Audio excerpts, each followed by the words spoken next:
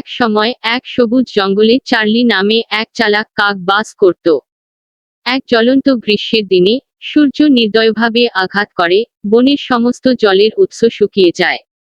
Charlie শুকনো বোধ করে, মরিয়া হয়ে একটি পানীয়ের জন্য অনুসন্ধান করল। দীর্ঘ উড়ানের পরে চার্লি একটি ক্লিয়ারিংয়ে একটি কলস পড়ে থাকতে দেখেন।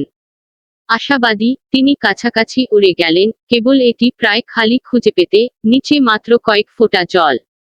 কিন্তু চার্লি স্থির ছিল।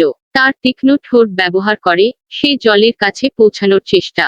নিরুৎসাহিত, চার্লি একটি উজ্জ্বল ধারণা ছিল। তিনি কাছের ছোট ছোট নুড়ি কুড়াতে লাগলেন এবং একে একে কলসিতে ফেলতে লাগলেন।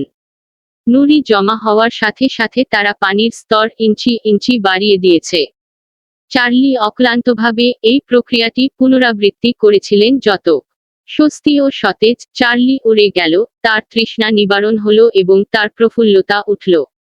সেই দিন থেকে তিনি বনের সবচেয়ে চালাক কাক হিসাবে পরিচিত হয়ে ওঠেন। তার দক্ষতা এবং দ্রুত চিন্তাভাবনার জন্য সকলের কাছে প্রশংসিত হয়।